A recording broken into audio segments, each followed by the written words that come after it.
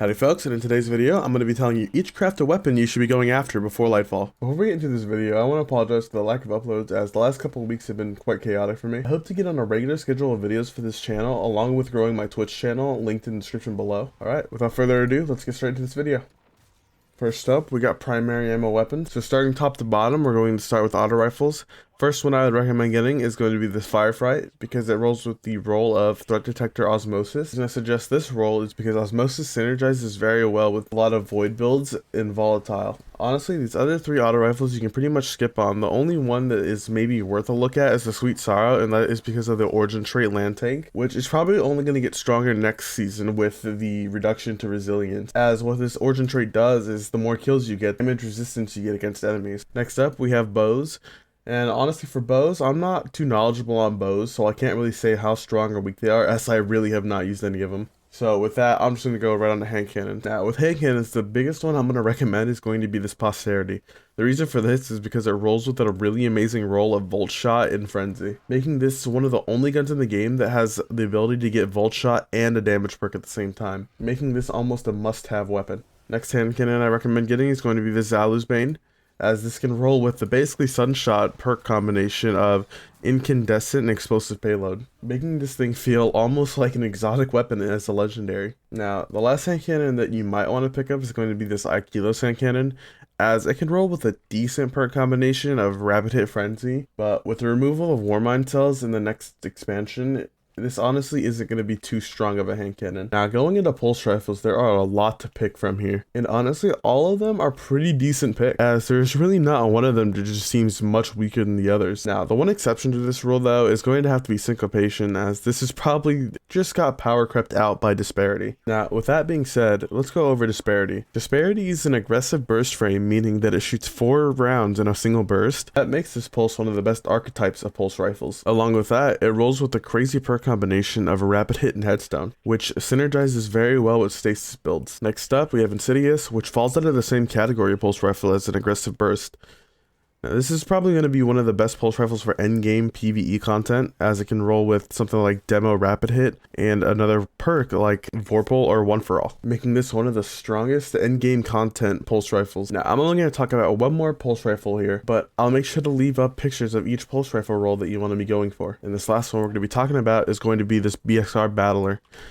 Now, the Battler is a pretty good pulse rifle as it has a pretty unique frame. It's a legacy frame, which makes it more accurate from the hip than other pulse rifles, but it falls under a lightweight pulse rifle. Now, this is one of the best pulse rifles for low-end PvE, and it's almost able to hold its own in high-end PvE as well. Now, the role I'd recommend for this pulse rifle is going to be Demolitionist with Incandescent, as this basically just allows you to get a ton of grenade energy back as well as explode your target. This is extremely good for low-end content, as you'll be exploding everything with Incandescent, and you'll also be getting grenade energy for each kill you get, allowing you not only kill enemies with your gun, you're also able to just chuck out tons of grenades, allowing you to also reload your gun at the same time. Next category we have up is going to be scout rifles. Now, I'll just say right now, Pointed Inquiry and Tears of Contrition are 2 scout rifles you could just straight up throw away, as Pointed Inquiry has basically just no good perks on the gun, and Tears of Contrition you can basically just get a better roll on Hung Jury. Now, this just leaves us with 3 scouts: Doom Achelchis, Tarnished Metal, and Trustee. Starting out with Doom, it has the very overpowered trait combination of Explosive Payload and Frenzy, allowing you to get double damage perks on this gun, which is very uncommon for a lot of guns, especially crafted ones. So this is going to be a must-have scout rifle going into Lightfall. Another must-have scout rifle is going to have to be Tarnished Metal, as this can roll with a very great trait combination of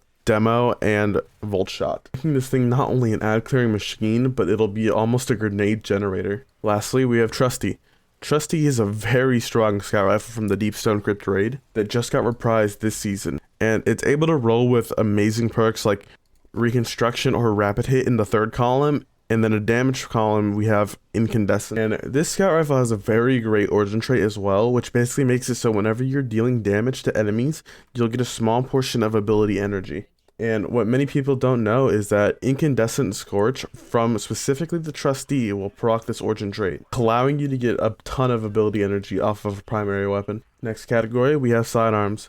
Now, there's 3 sidearms in the game currently, and only 2 of them I'd recommend: the Drang, and the Brigand's Law. Now, starting out with the stronger of the two sidearms, we're going to be looking at Brigand's Law. The Brigand's Law is a rapid-fire sidearm, insane perk combination of Volt Shot and Feeding Frenzy. This basically allows you to have tons of ad clear with a sidearm. Next up, we have the Drang. The Drang is an alright sidearm that can roll with Incandescent, but it doesn't really have too many great traits in the third column. But you can go with options such as Disruption Break, Quick Draw, or Wellspring. Now, the last category of primary weapons we have are going to be the submachine guns. And oh boy, do we have a lot of good ones. Now, for this, I'll only be going over 3 SMGs here. Now, for note, almost all these SMGs are good. The only one that I would not recommend getting is going to be Forensic Nightmare, as it is just completely outclassed by Blood Feud. So, starting out, the first weapon I'm going to be recommending is going to be Osteo, as Osteo is an exotic SMG that allows you to clear out tons of rooms with the poison damage from this gun. Along with the poison damage, if you have the Catalyst, it allows you to overflow the mag into the hundreds. The way you overflow the mag is just by getting kills with the poison. Now, this exotic also synergizes very well with the exotic's Warlock gloves and Necrotic grips, as this will basically just allow you to chain reaction the poison burst, as if you don't have these on, it'll only burst one time. Now, another positive trait of this weapon is that you can almost use this like a Wither Horde, as you're able to shoot a boss 7 times in the head, and it does a damage over time effect, allowing you to stack this with Wither Horde if somebody on your team has already taken it, as 2 Wither Hordes do not stack with each other, but an Osteo and a Wither Horde will.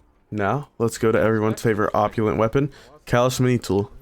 Callous Mini Tool came out with Season of the Haunted, and it has the amazing perk on it, Incandescent, allowing you to create giant explosions with this SMG.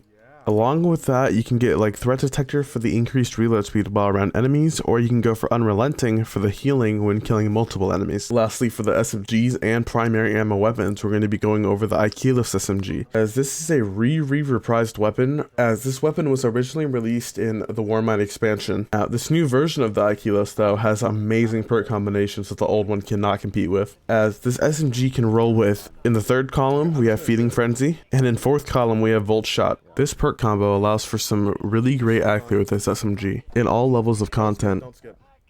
Next up, we have special weapons. Now, starting out with our first category, we have fusion rifles, and only about 2 of these are going to be worth picking up and crafting. First up, we have Deliverance from the Vowed Disciple raid, as this thing can get the really amazing role of Demolitionist and Chill Clip. Now, if you play on a Stasis Warlock, you'll have a field day with this. Now, if you did not know this already, Demolitionist on special weapons gives you more % of your grenade back than if it was on a primary ammo weapon. So, pairing this with stasis turrets, you'll be throwing out turrets almost non-stop. Along with that, if you're shooting a chunkier enemy with your choke clip side of the mag, you'll be able to freeze them, creating an elemental shard. And if you are using the elemental shard build, you can use these shards to become charged with light and use firepower mods to get even more grenade energy back every time you throw a grenade, making this build not just good with stasis turrets, but every other grenade build. Next fusion rifle we have is going to be Midas Reckoning, as the Mida has a really great origin trait that allows you to overflow the mag based on how many allies you have around you. Pairing this origin trait with 4-column perk Reservoir Burst allows you to keep Reservoir Burst procced with the overflowed mag and still gives you the benefit of Reservoir Burst until you get to the one shot below the base mag size. Now, the 3rd-column perk I'd pair with this is going to be Field Prep, as this gives you extra ammo for just having the perk and also increases your reload speed when you are crouched. Next up, we're going to be going over to Glaives. Now, all these Glaives are pretty solid, but there is one standout pick that you must grab, and that's going to be the Judgment of Kelgroth, as it has one of the new perks, Close to Melee. As what this perk does is when you get a projectile kill with this Glaive, it increases the melee damage part of the glaive for an extended duration. Now, I'm not going to go any other glaives, but they are all pretty solid glaives to go after, so I'd still recommend getting as many as you can. So next category we have is going to be grenade launchers, and all these grenade launchers are very solid, and one of them I can see being very powerful going into the next expansion is going to be Explosive Personality, as this GL has a very great origin trait that basically makes it so the more kills you get, the more damage reduction you get. And this could be very strong going into Lightfall, as we know we are going to be getting a resilience nerf. So if you plan to go after this GL, there's one role I'd recommend getting is auto-loading and disruption break, and or going after something like Feeding Frenzy and Frenzy. Now, the one classic GL that's craftable here is going to also be Forbearance, as it comes with the amazing role of Chain Reaction and Ambitious Assassin. Along with that, it also has the great origin trait of making it so when you get kills and reload, you get a portion of your health back. Lastly, we have the Pardon Our Dust. And the partner dust is a very great kinetic slot grenade launcher, as this has an amazing role of blinding grenades, auto-loading, and demolitionist, allowing it so you basically never have to reload with auto-loading. Along with that, you'll also have blinding grenades so the enemies cannot fight back. And if you do manage to kill something with the blinding grenades, you'll be able to get a portion of your grenade energy back on that kill. Moving on to shotguns, we have first up the Heritage. The Heritage is a slug shotgun from the Deep Stone Crypt, which makes this weapon hard to get craftable as you have to get 5 red borders for this weapon. But you'll be rewarded for that, as this has a very amazing role of reconstruction and focused fury, allowing you to do a ton of damage with this slug shotgun. Next up, I'd go for the Wastelander, as this has some pretty amazing rolls. Now, I'll only be going over the PvE rolls that you want to get for this shotgun, but there are some very good PvP ones for the Wastelander as well. Now, for the PvE, I'd recommend getting either 1-2 Punch or Vorpal, with other perks like Slide Shot or Perpetual Motion. Now, I know pellet shotguns are very niche to have for damage phases, even though they did get buffed a little while ago. So only craft this if you have that niche purpose you need to fit. Next up, let's move on to sniper rifles.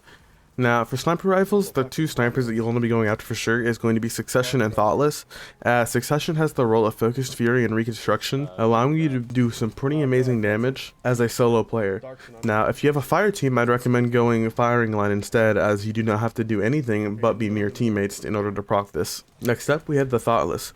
The Thoughtless is a stasis sniper from Season of the Risen, and you can get an amazing role of Overflow and Focused Fury. Now, that this is a craftable weapon, you can get enhanced overflow, allowing you to overflow this mag to stupid numbers, meaning you can go for long damage phases without having to reload this thing. Now, another weapon you could be going after is like Kilo Sniper Rifle, but because of its frame of a rapid fire, it's not going to be doing as much damage as the other 2 snipers, but it is an energy slot which the other 2 are not. Now, if you were to craft this thing, I would either craft High Impact Reserves or Focused Fury with the 3rd column perk of 4 times the charm. Next up, we have Trace Rifles.